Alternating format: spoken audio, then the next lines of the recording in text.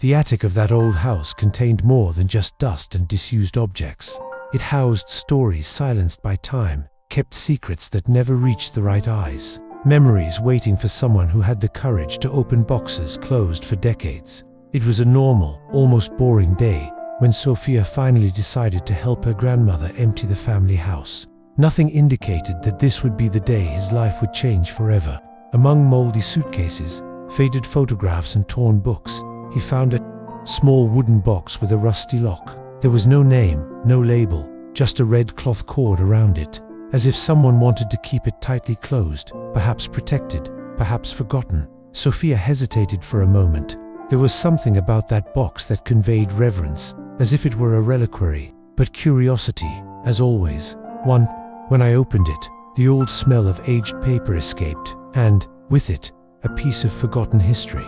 Inside, carefully organized, were several letters, all handwritten, with firm handwriting, but revealing fatigue in the last lines. They were signed by someone named Alexander Ivanovich, a name that did not appear in any of the family stories his grandmother used to tell. Sofia started reading, and each phrase seemed torn from an era that no longer existed, but that still throbbed with emotion. The first line said, "If this letter is read, it means that I have not returned. And yet, I want you to know, my last breath was yours." The young woman felt a chill. It was not a simple letter. It was a confession, a farewell, a testament of love. With each paragraph, she felt transported to a world she didn't know. But that seemed so real that she could almost hear the sound of gunshots in the distance, the crunch of boots in the snow, the silence of the trenches. Alexander wrote with an intensity that made each word weigh like lead. He spoke of longing, of fear, of hope. But above all, he spoke of love. Not an idealized love, but a love lived, suffered, felt. In the guts of those who know that perhaps they will never return home. Sofia read a letter, then another, and another. Some were left unfinished. Others had watermarks. Were they tears, rain, battlefield sweat? It was impossible to know. What she knew was that this man wrote not only to say goodbye, but to resist. Writing was his last act of humanity, his last link with the woman he loved, with the life he had left behind. Sofia's grandmother entered the attic shortly after and silently asked her what she was doing there. When he saw the box, he froze. Her eyes immediately filled with tears. "Where did you find this?" he asked in a choked voice. Sofia responded cautiously, realizing there was more to the story.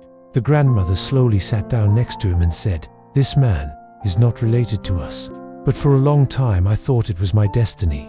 He said that during his youth he received a box like this from a friend who had worked on a military base during the war. No one knew who the sender or recipient was abandoned among the remains of a bombed train station. For some reason, she kept it, maybe out of intuition, maybe out of respect, and over time he forgot it, or I tried to forget. But now, decades later, here were the words of a soldier who loved so much he wrote beyond his existence. Sofia spent the rest of the day reading all the letters, trying to organize them in chronological order. Each one revealed a little more about Alexander, his hopes, his faith, his losses. But there was one letter in particular, the last one, that seemed different. She didn't speak of fear or pain. She was serene, almost resigned. He wrote as someone who had already accepted the ending but wanted to make sure that love survived. "If anyone reads this, please tell them that I was hers until the end, that my last thought was of her, and that I wrote it because, even without knowing if it would reach her eyes, loving is also trusting." Sofia knew, at that moment, that this story needed to be told. Not to romanticize war, but to remember that even in the darkest scenarios, there are still gestures of light, and that love, when it is true, is stronger than oblivion, deeper than time, more eternal than life itself. Those letters were more than memories. They were a soldier's last act of love, written in words. Alexander Ivanovich, a name that, to the world, could have been just one of many recorded in the forgotten archives of the war. But, for anyone who dug deeper into the words he wrote, it became clear he was not just another number among those who fell. He was a soul, quite a man, and perhaps, more than that, a silent lover who turned the battlefield into paper and bullets into verses intended for a woman he might never see again. There was no photograph of him in the mailbox, no official documents, no medals, no personal objects other than the handwritten pages. And that's why his presence was almost mystical. It was as if he existed only in words, as if his life were all condensed there, between the lines of what he dared to write between one gear and another. But as Sofia read the letters, carefully arranged, like a fragmented diary, she began to reconstruct an intimate portrait of Alexander, not with paint, but with emotion. He spoke little about you, not because he wanted to hide, but because his attention was always on others, the woman he loved, his companions in uniform, the civilians he met along the way. Even so, some details escaped the narrative. In his first letters he mentioned the intense cold of the town where he grew up, his mother's proud eyes when she voluntarily enlisted, and his father's old radio, which only played classical music. He could be seen there, between rough sheets and wooden walls, dreaming of a life that would never come. He was only 25 years old when he left. He was a musician, or wanted to be one. He played the violin on nights when manual work permitted and dreamed of performing in theaters that he only knew about through magazines. "The war took away my melody," he wrote in one of the letters. "But in writing to you, I feel that I am still capable of playing something beautiful." That said a lot. He was not a born soldier. He was an artist pushed towards violence, someone who exchanged sheet music for gunpowder because reality demanded it. And yet, he found a way to continue creating, not music, but written feelings. Alexander did not write with flourishes or artifice. His letters were simple, direct, and painfully human. He talked about the days when he walked for miles without knowing where he was, about his friends who couldn't resist the cold, about the constant fear that this would be his last night. And in each letter there was a moment when he stopped, respite, and he wrote to her, unnamed, no location, just "Dear." Perhaps because he feared that the letter would be intercepted, or maybe because he knew, deep down, that she only existed within him. And it was then that Sofia realized something disconcerting. She wasn't sure that this woman was real. In none of the letters was there a response from her, a mention of shared facts, a confirmation of return. It was as if he were writing to a love that only lived in memory, or worse yet, to someone who never knew they loved her. That made everything even more painful, and more beautiful, because Alexander did not write to be read. He wrote because loving was stronger than being reciprocated. He wrote because he needed to keep alive the part of him that was still human. In one of the briefest letters, dated a silent dawn, he says, "There were no battles today, just memories. I walked through the trees and imagined what it would be like to see you walking next to me. I imagined you smiling, putting flowers in your hair. I imagined you with me, and for a moment, there was no war. It was us." That was the essence of Alexander, a man who, even surrounded by death, chose to imagine life. Even surrounded by oblivion, he insisted on writing to someone who might never know of his existence. His last act of resistance was not with weapons, it was with words. Sofia, increasingly involved, began to investigate. He searched military records, lists of missing soldiers, war diaries. There were hundreds of Alexanders, but none with that last name. None that exactly fit the profile of the cards. It was as if he had been erased from official history, and then those letters were all that was left. Of him, your will, your identity, your legacy. Most impressive was the absence of anger.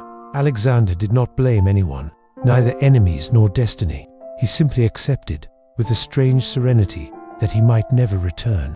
But that would be translated into words, that would be present in every line written, and that was, for him, enough. His love did not need to be recognized. I just lived, registered, eternalized in yellowed sheets, hidden in a forgotten box. There, among the pages marked by time, Alexander Ivanovich became more than a name.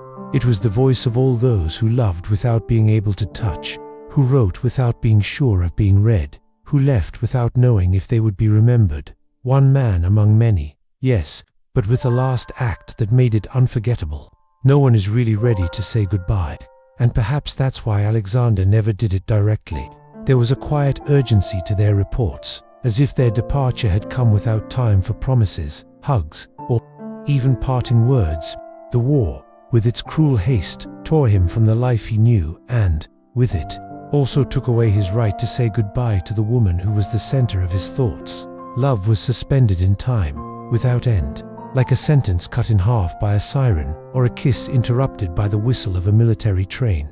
Alexander mentioned that day modestly. He didn't describe it completely, but he left crumbs of memories among the letters, as if the moment of goodbye were a wound so open that any attempt to tell it would bring back the raw pain.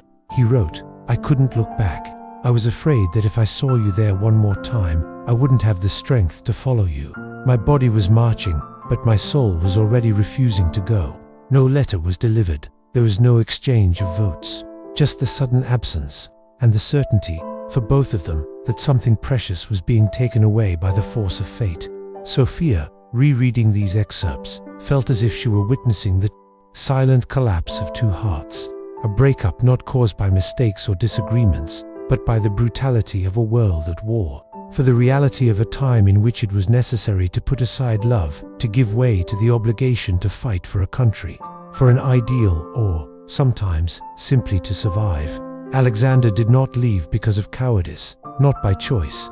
He left because they called him, because, like so many other young people, he had to leave behind everything he knew, to wear a uniform that did not correspond to his artistic soul. He spoke about it with sadness, but also with dignity, as someone who understood that his mission was bigger than himself, although deep down he just wanted one last moment to say, "Wait for me." But that moment never came. He saw her for the last time in the distance. The details were always vague, almost as if he had blurred them on purpose so as not to suffer as much. With a handkerchief in his hand, eyes fixed on him and the crowd pushing them in opposite directions, and then the sound of military orders, the shouts of the commanders, the match, the beginning of the journey that would take him to the front, and loneliness. "What I left behind that day," he wrote, "was more than a city. It was what made me feel complete." This type of wordless farewell is, perhaps, the cruelest of all, because it carries with it the weight of doubt. What if she had said she loved him? What if he had asked her to wait for him? What if a single sentence exchanged, at that moment, had changed everything? But time, as always, does not allow revisions. The train left, the war began, and with that was born the silence that Alexander tried to break with his letters. Sofia realized that this absence of goodbye was, little by little, becoming the reason why Alexander wrote. His words were not just reports, they were attempts to conclude a conversation that never began. He wrote like someone trying to close his eyes in peace, like someone trying to reconstruct, on paper, the moment that reality denied him.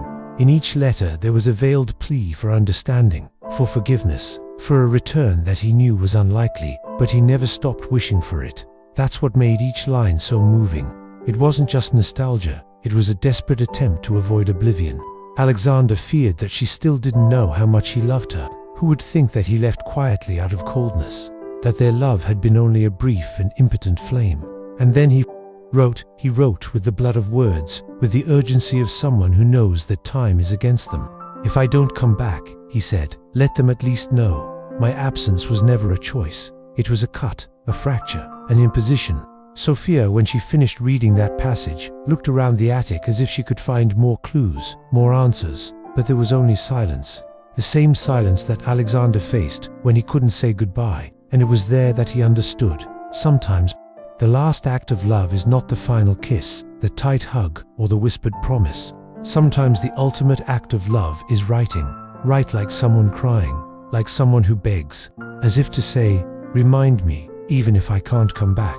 Alexander left without saying goodbye, but with every word he left, he built a bridge, a comeback attempt, a late but profound farewell, an act of love that only now, decades later, found someone to read it, and, in a way, complete it. Before continuing, I need to ask you something very important. You just met a man who left without saying goodbye, but left a legacy in words. And if this touched you in any way, then this channel is the place for you. Stories like Alexander's are not forgotten here, they live. So, click the register button now, because this is not just a video, it is an encounter with feelings that time has not erased. Also leave your like, he is the fuel that keeps these stories being told. And tell me in the comments, have you ever experienced or heard of a love that left without saying goodbye? Let's make this section a place where stories don't end in silence. Now, prepare, because what comes next will move you even more. Our next chapter reveals Alexander's first days in the war and how, in the midst of mud and fear, he found the strength to continue writing. Don't leave the video. What's coming now is too strong to leave for later. The first days were the most brutal, not because the enemy was already before his eyes, but because what Alexander faced when he reached the front was not the crossfire of battle. It was the psychological impact of the abrupt displacement, of the break with everything he knew, of the knowledge that, from now on, death was not a distant possibility. It was a constant presence, smelling of clay, blood, and gunpowder. The first letter of this period begins without a greeting. There are no dear, no sweet memories, just one dry sentence. I'm here. 2 words, but with a weight that crushed the chest. It was as if he was saying, I've come to hell. I'm alive. I can still write. And that, in itself, was already a miracle. The warfield was not like in the history books. It was mud. It was cold. It was a silence interrupted by sudden screams. Alexander described how the days passed, anyway, shrouded in a grey fog that never seemed to dissipate. The rain was constant, the cold unbearable. He and the other soldiers slept wherever they could, sometimes under trees, sometimes in hastily dug holes, like dens of despair. The boots were always wet, injured feet, their faces covered in mud and resignation. But it was there, in the midst of that silent chaos, that Alexander wrote. He took the pencil with stiff hands and, even trembling, even exhausted, scribbled phrases in the margins of old newspapers or on scraps of paper torn from abandoned notebooks. Writing is what keeps me whole, once wrote it. I don't have a mirror anymore. I don't know what my face looks like. But when I write, I recognize myself. The most impressive thing about the cards from this period was their duality. He alternated between harsh reports and visions of moving beauty. At one point he described the burial of a friend made with his own hands, under the thin snow, and in the next paragraph he talked about how he saw a flower growing among the rubble. It was as if, even there, he was searching for signs of life, as if every little detail was a reminder that the world was still worthy of love, and above all, he remained worthy of being remembered. Today, I saw a child hand a loaf of bread to an old man who could barely walk. They both laughed, despite their fear. That made me think of you, the way you smiled, even when you shouldn't. I don't know if I'll come back, but I want to believe that there are still reasons to smile. Days were not counted in hours. They were measured by sound, an explosion in the distance, a closer shot, a scream that you don't know if it's pain or anger. Alexander wrote everything down, not as a war chronicler, but as someone who wanted to leave a trace, as if to say, I was here, I felt all this, and I don't want the world to forget it. In a particularly heartbreaking letter, he writes, Today, I walked over bodies. I no longer cry. But inside me there is a silence that never ends. I try to remember your voice, but it fades away. Please forgive me if one day I forget your face. It is not because I do not love. It is because I am losing what I am. These words destroyed Sofia. He felt that, with each new letter, Alexander became a little more disfigured. Not on paper, it was still complete there, but in what he described. The war devoured him in small parts. What remained of him, what he resisted, were those phrases, those desperate attempts to keep alive the memory of who he was before the uniform. But there were also moments of emotional resistance, little flashes of faith. At one point he describes a night with a clear sky. It was for her that he wrote. It was towards her that he directed his memories, even if he never knew if she would ever read them. Sofia knew she was facing something strange. It wasn't just a war story. It was the record of a soul torn to pieces, trying to leave a trace. Alexander was neither a statue hero nor a flag martyr. He was just a man trying not to forget his own heart. And that was, in itself, an act of quiet heroism. The next envelope was still unopened. Sofia held it with both hands, and he felt the weight of history inside him. Because I knew what would come next would no longer be just writing. It would be about what was never delivered. It was as if, suddenly, the silence had become heavier than the gunshots. Letters were no longer written with the intention of being sent, but as a ritual, a form of survival. Alexander continued writing, but there was a subtle and painful change in his words. He no longer mentioned dates or places. He wrote as if he was speaking to the void, as if he were speaking to eternity. The reality on the front was beginning to prove more ruthless than he could ever imagine. Every day the possibilities of returning became more distant. The face of the woman that had previously been vivid in his mind now appeared blurry, shrouded in longing and fear. Still, Alexander wrote, not because of the hope that his words would be read, but because writing was the last gesture of humanity he had left. Writing was her last resistance against oblivion, his, hers, and everything she ever believed. Sofia, upon opening the sealed envelope, found one of the longest letters of all, written on yellowish paper, dirty with dry clay and with a torn edge, as if it had been put away in a hurry. There was a dark stain on one edge, maybe blood, maybe paint mixed with water. She would never know, but each line seemed to resonate louder, like a gasp from someone who knew they had no more time. I don't know if these words will reach you anymore. Maybe they are doomed to be lost among the rubble, among abandoned suitcases, or between the fingers of someone who will never understand what they mean. But still, I write, because, somehow, it makes me feel alive. I am still yours, even here. Alexander no longer made plans. I no longer placed orders. I didn't promise to return. His letters were contemplations, fragments of memory, small pieces of soul left on paper. He spoke of dreams that would no longer come true, of songs I wish I had played, of kisses that got stuck in the throat, of children who would never come, of simple Sundays, lunches at the table, glances crossed in the silence of an afternoon.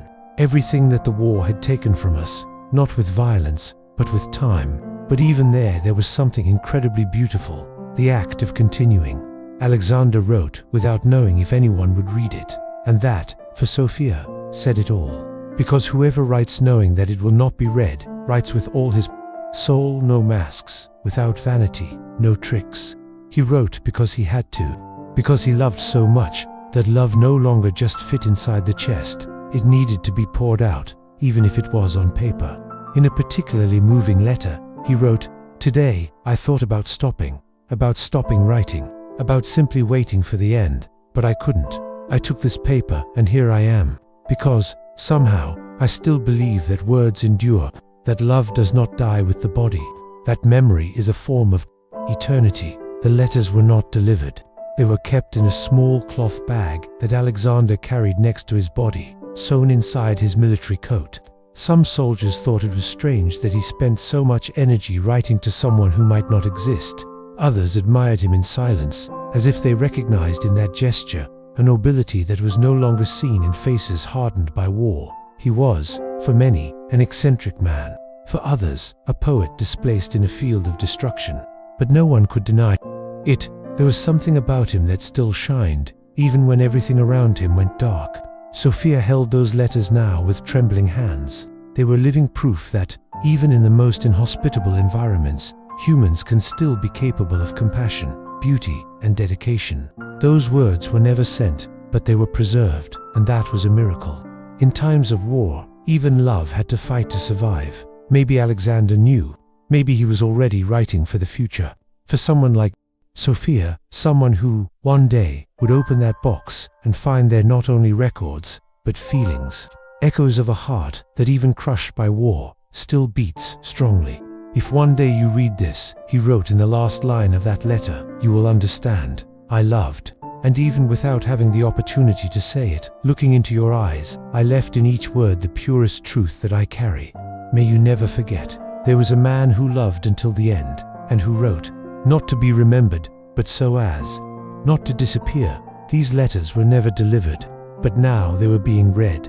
And, in Sofia's gesture when she opened them, they finally fulfilled their destiny. Because what was written out of love, even forgotten, even hidden, is never completely lost. It just waits for the right moment to be read. The last letter was different. Sofia realized this before even opening it. The paper was more worn, the strokes of the writing more hesitant, and the fold was unique, as if it had been written with a single gesture, hastily put away, and never touched again. There was something sacred about that envelope, a silence around him that seemed thicker than the rest of the crowd.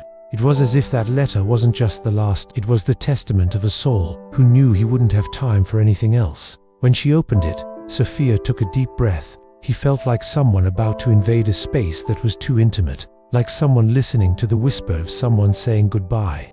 The words were more spaced out. There were long pauses between sentences, and in certain parts you could see that Alexander's hand had trembled, perhaps from the cold, perhaps from pain, but still, there it was, the purity of a love intact, even in the face of the end. Today is different. That's how it started. I don't know how to explain it, but there is a silence around me that is not that of war. It is an internal silence, an acceptance. I know it is close. There was no fear. There was lucidity. The letter was neither a cry for help nor a desperate attempt to maintain hope. It was, in essence, a final confession. Alejandro knew it. He knew that this could be his last day. I knew I might never write again, and therefore he handed over everything he had stored there. There was nothing left to hide. He described the surrounding landscape with cutting poetry, the bare branches of the trees, the bodies covered with torn cloth, the smell of smoke mixed with wet earth. But among these brutal details, he always returned to her, the nameless woman, the common thread of all its resistance.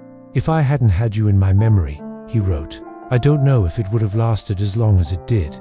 You were my faith, my respite in the midst of chaos." There was a lightness in his words that contrasted with the heaviness of the previous days.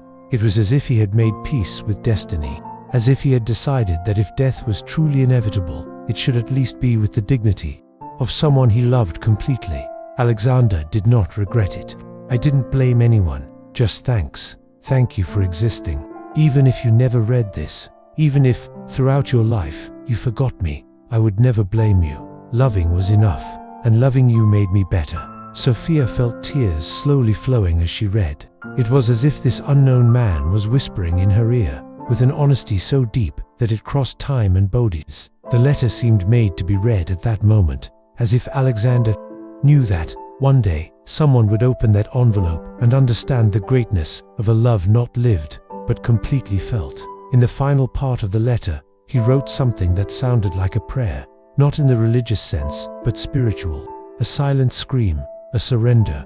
"If anything remains of me, let it be these words. Let someone read them and know. There was a man in the middle of the war who did not lose his heart, who did not harden, who died with the image of a woman in his eyes and a letter in his hands." This image was recorded in Sofia. Alexander fell into the snow and mud, with the letter stuck to his chest. The words are still hot on the paper, the body motionless, but the soul delivering its last act of love.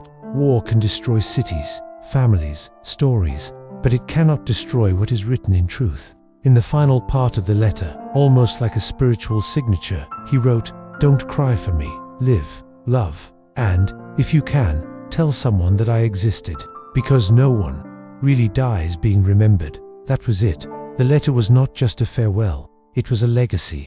It was Alexander overcoming death, rejecting oblivion, planting his story in the land of time through the only thing he could still offer, words. Words that sought neither pity nor recognition, but connection.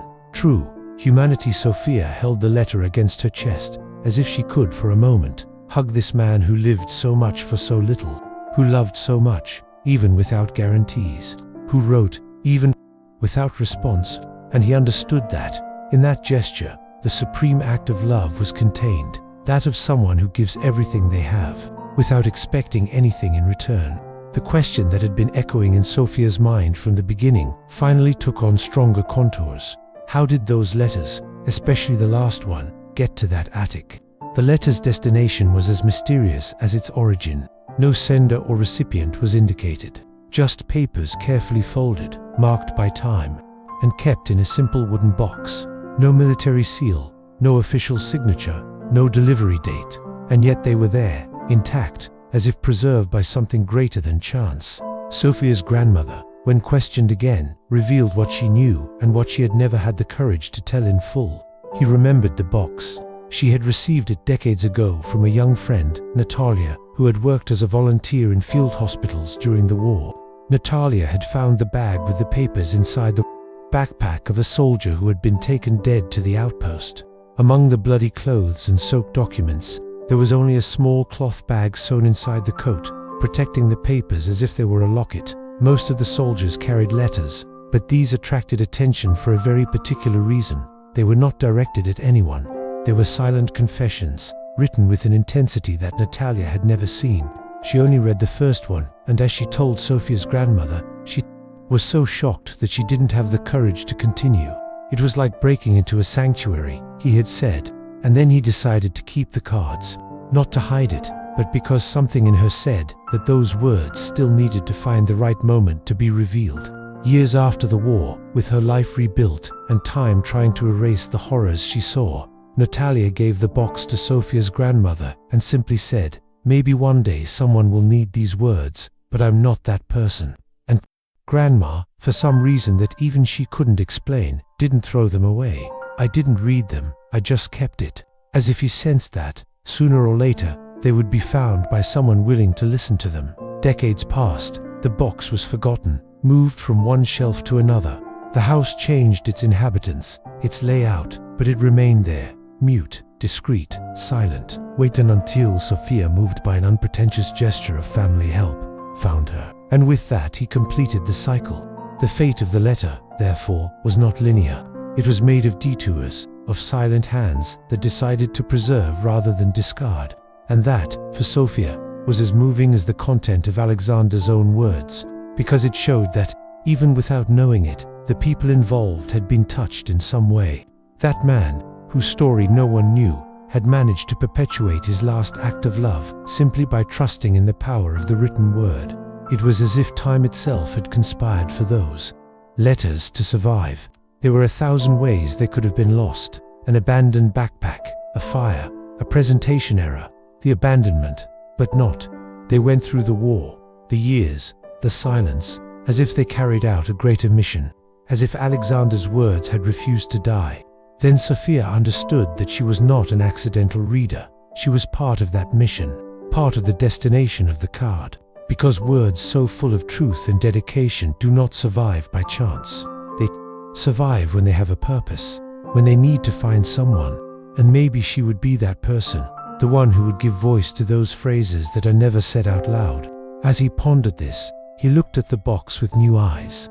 It wasn't just an old object. It was a receptacle of love, pain, faith, and hope. The story of a man who died without applause, without glory, but with a dignity that no grave could carry. A man who built his eternity with paper and pencil. And even if you're loved, one never read that letter. Even if your name was lost to time, its essence survived. Because what is written from the heart never disappears. Just wait. The letter arrived there not by a defined route, but with care. By hands that understood, without understanding. Through looks that, although far from total emotion, knew how to recognize that there was something sacred there. Love has no fixed route, but when it's true, it finds a way. And on that silent afternoon in the attic, Sofia knew the journey of that letter was over, but the story was just beginning to be told. There are readings that cross the eyes, others cross time, and there are those who, when they do so, suspend the world for a moment. This is how Sofia felt when she finished Alexander's last letter. She wasn't just reading old words. He was opening doors that had remained closed for decades, not only on paper, but within the soul of a man who had written for the invisible, for the improbable, for someone who might never exist or might never read him. At that moment, time was no longer in a hurry. The clock in the old house continued to strike, but inside Sofia, everything had stopped, as if the world around him remained silent to respect the pain, the beauty, and the truth of those lines. It was like he was facing a revelation. And in a way, he was. Because there was something deeply transformative about witnessing a love that had survived war, distance, and oblivion. She didn't know Alexander. I had never heard of him. I didn't know his face, his voice, or if he had really existed in the way I imagined. And yet, I felt like I knew him deeply, as if I had walked with him through the frozen fields, as if I had heard their whispers on scary nights, as if he had been waiting for it, without even knowing it. The late reading of the final letter caused Sofia to spend hours in silence. I didn't want to talk. I didn't want to share. That story was, for now, only his. I needed to mature what I felt. What started as attic cleaning had become something of a vocation, an invitation to remember, feel, and perhaps continue what Alexander started. She reread the last letter aloud, alone, in her room, as if reading a sacred poem. And he realized something he hadn't noticed before. The letter was not the end. It was a gesture of continuity. It was as if, even on the verge of death, Alexander had written with the desire that his words would not only survive, but reach, play, generate movement. "If anyone reads this," he said, "that you don't just remind me, that you live with more courage, that you love more truly, that you say what you feel before it's too late, because writing is what I have left, but living is what I most wanted to have done with you." It was this sentence that drilled into Sofia's chest, a truth that she had been trying to ignore in her own life. How many things didn't he say? How many times have you silenced feelings out of fear, pride, or routine? How many goodbyes had I let pass without words, like Alexander, but without the courage to write afterwards? The letter was not just the locket of a lost love, it was a mirror, a reminder that time passes without asking permission, and that love often only survives when someone has the courage to express it, to name it, write it, even without guarantee that it will be read. Sofia, for the first time, understood the depth of keeping feelings. He understood that there are those who die without having been read, not in the literal sense, but emotionally. People who go through life without anyone really deciphering what they carry inside. Alexander had that courage. He wrote, and now, even after his death, it was finally read. Not for the woman he loved, but for someone who, even without having lived next to him, understood his pain with an almost inexplicable intimacy. When she finished reading, Sofia did something she didn't expect. I responded. I didn't know exactly who I was writing to, but he took paper, a pen, and let it flow. He said he had read it all. Who felt your pain? Who recognized your strength? That he was no longer alone. That his words had fulfilled their destiny. And more than that, they had generated life, reflection, transformation. The last reading, in a way, made Alexander think again. Not physically, of course, but in memory, in presence, in legacy. And there is something deeply eternal about this. When someone is truly remembered, they do not disappear. It continues. In other ways, whoever reads it, in who feels, in those who die. The letter had been written in the past, but now he lived in the present. Each sentence echoed in the silent room like a heartbeat. Each comma was a sigh, each point a tear. Time had stopped, yes, but at the same time it was also expanding. Because now, Alexander's story was not his alone. It was from Sofia.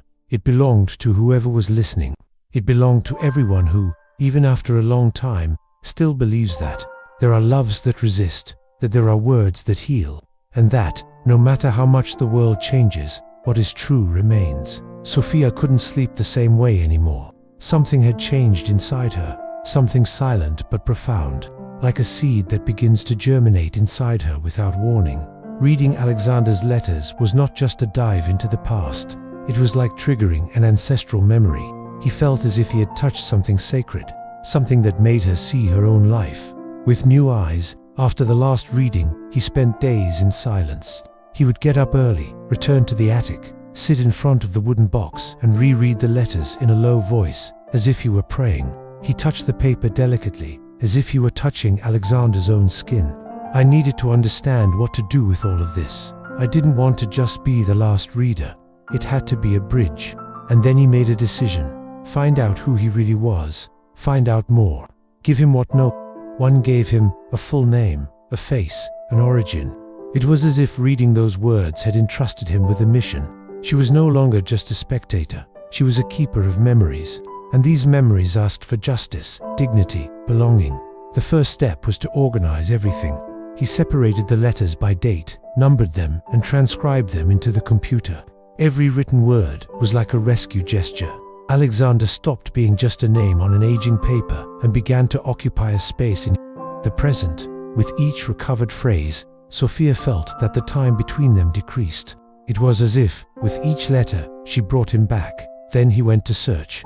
He began a discreet investigation, consulting military archives, historical records of the region, lists of missing soldiers.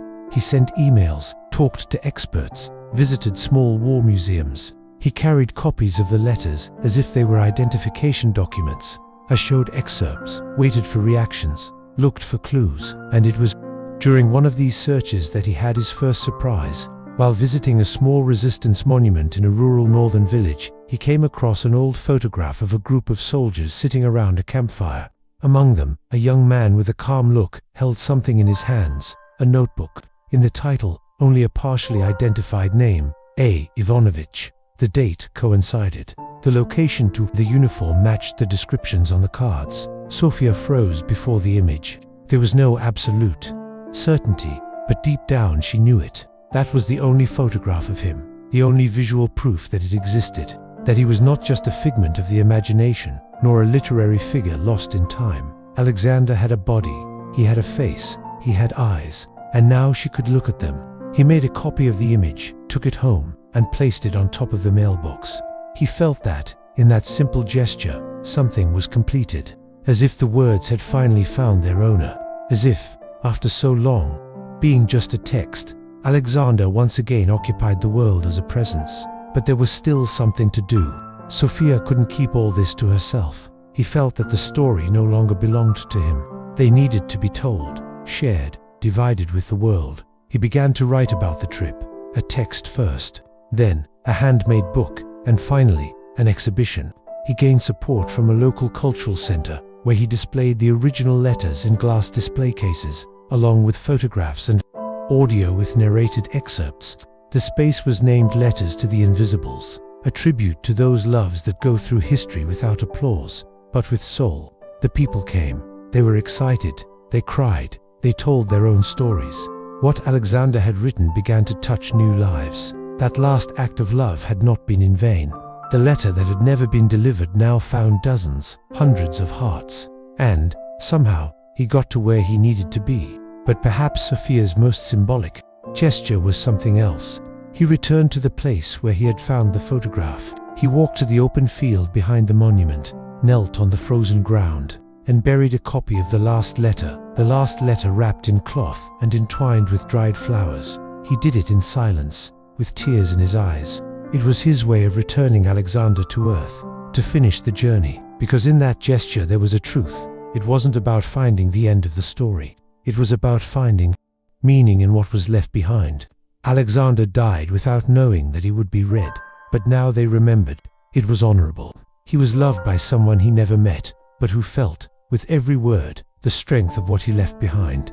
And this was more than a reunion with the past. It was reconciliation with the eternal. There are stories that end with death, and there are others, rare, almost sacred, that only begin later.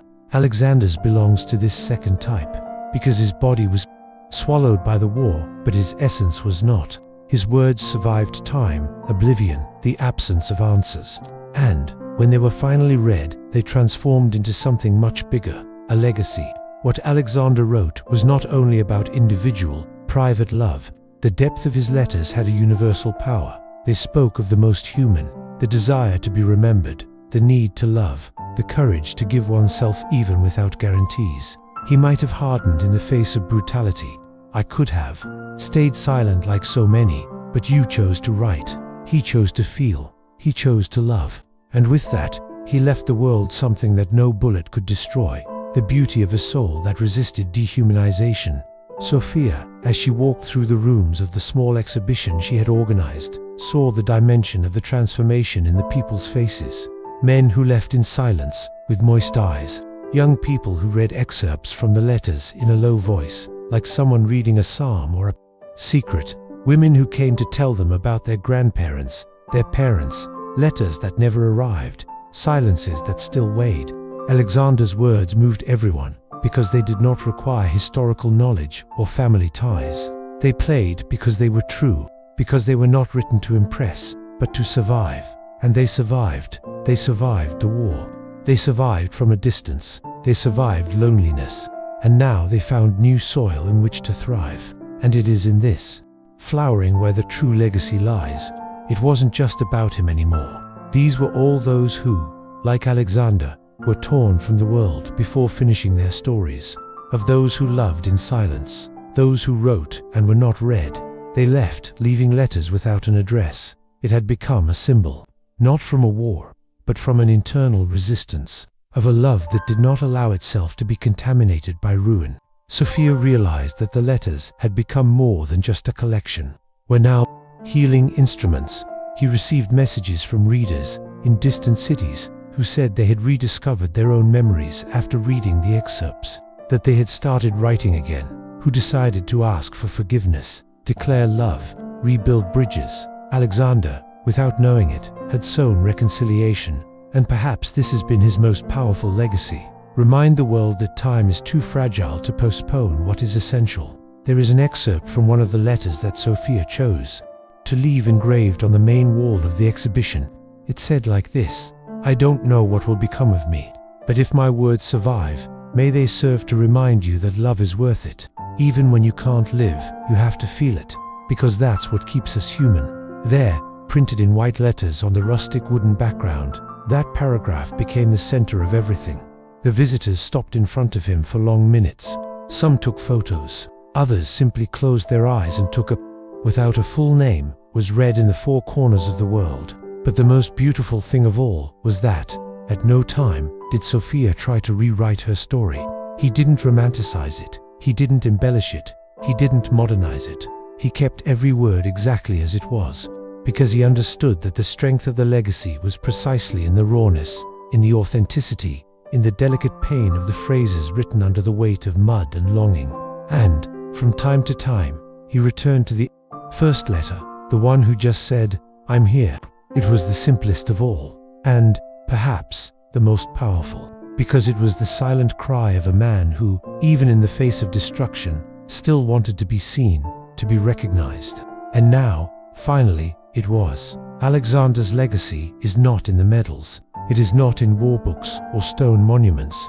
It is in what cannot be measured, in the way his words transformed those who read them. It is in the courage to have loved until the end, and to have left, even in silence, the echo of your presence for those who had the sensitivity to listen to you. Sofia knew it, and that's why he didn't let the cards go back into the box. Now they were where they always should have been, in the world. There is something sacred in what remains after death. It's not always what you play. Sometimes, what resists the most is not in the body, nor in the objects, but in the words. Words have the strange, almost supernatural ability to continue to resonate even when the voice that spoke them has fallen silent.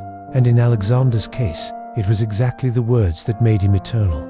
His body was probably never buried with honors. Perhaps he was buried hastily, in a muddy field, along with so many others. Or, like so many anonymous soldiers, perhaps he was absorbed by the anonymity of battle. There is no grave, no exact date of death, no official record.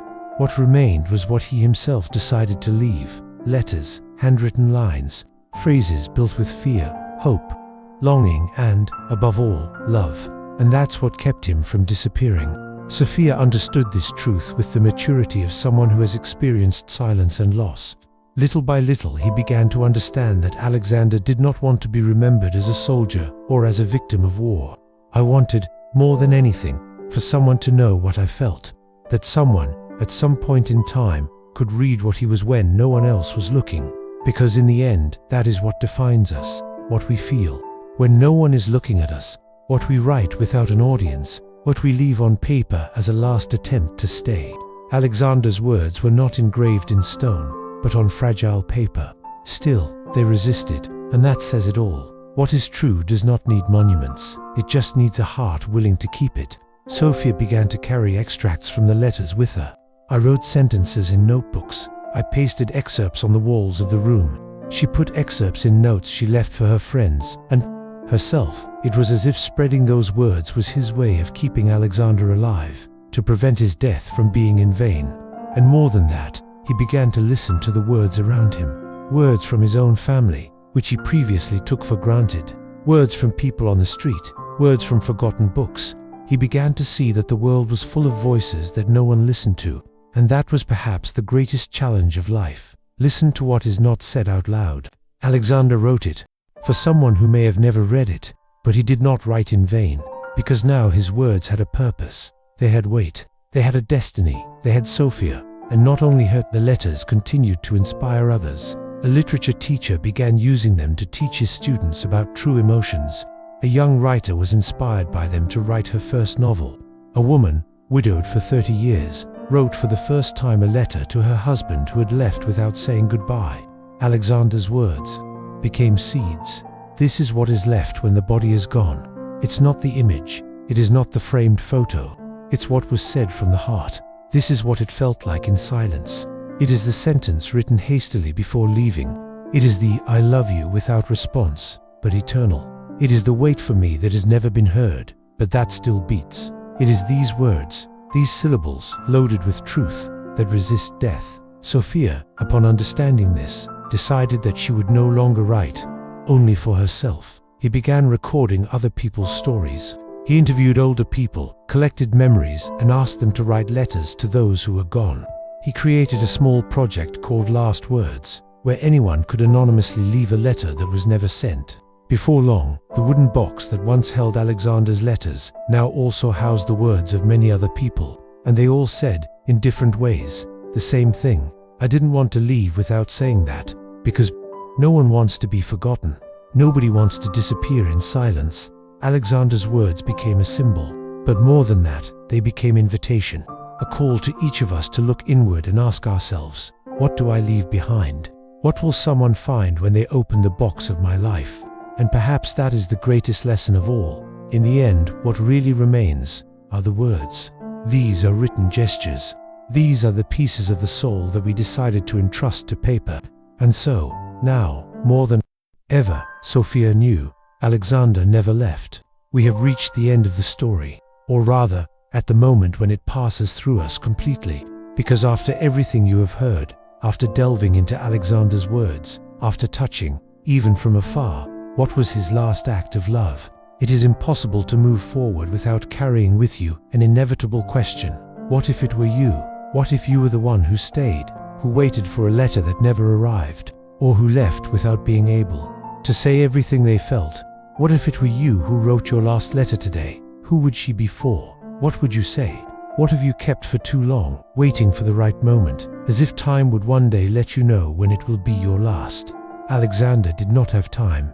He let himself be carried away by a war that did not ask permission. But before he left, he wrote for love, for courage, by faith, even without knowing if anyone would read it, even without a guarantee that your letter will be delivered. He wrote because he understood that there are words that must be said, not by others, but by ourselves. And perhaps, deep down, this is the true mission of all of us, not letting the essential die with the body. Do not allow the most human in us to be lost in silence. So now, you who listen to me, who have followed me here, who have felt every line written by Alexander, stop and think. How many words have you not said yet? How many feelings are trapped inside you, waiting for anger to come out? How many gestures were postponed? How many hugs were left for later? How many letters you could have written, but didn't? You don't have to be at war to be arrested. Sometimes, all you need is routine, fear, pride. But the truth is that we all live as if tomorrow is guaranteed, when all we really have is now. And in this now there is time to write, to say love. Alexander's letters reached us only because he did not remain silent. Because I trusted that, one day, someone would open that box. And that someone, today, could be you. You can be the person who reads it, how it feels, who understands, what transforms. You can also be the one who writes. And the form doesn't matter. It can be on paper. It could be by voice. It could be a look. But let it be true. Let it be delivered. Because what remains is not what we keep. This is what we decided to share with the world, with the people we love. Who can forget us? If we don't remember, it's time to talk. Alexander lived in a hurry. He died with dignity. And he loved with words. Words that he didn't have time to say in person, but that still came. Because true love, when written with sincerity, finds its way, find destination, find reader. And now that you've read or heard this story so far, it's yours too. You have been moved by a letter that was not written to you, and yet he found you. This shows that no word of love is in vain. No true emotion is wasted. What is said from the heart crosses barriers. It goes beyond time. It surpasses even death. So before we close, here's a question you shouldn't stop thinking about in the short term. What if it were you? What if today was the last day? What if this was your last chance? What would you write? Maybe, after all this, it's time to open your own notebook. From starting your own letter, to not let the most beautiful thing in you be lost in silence. Because there is always someone who needs to read it, and there is always a heart that needs to say. Don't wait until time is up to discover that you could have been more complete, that might have been more true, more present. Like Alexander, you may never know if your words will be read, but write anyway. Say it anyway, love anyway, because in the end, this is what remains. If these words touched your heart, you know what to do. Click sign up right now. That's our way of saying, I felt it too. Leave a like and share it with someone who needs to hear this story. And write in the comments, I would have read your letter. Let's show that even after the end, love still finds a way.